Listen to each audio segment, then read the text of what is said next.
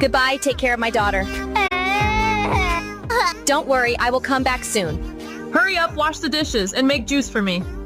I am waiting for you, honey, when you come.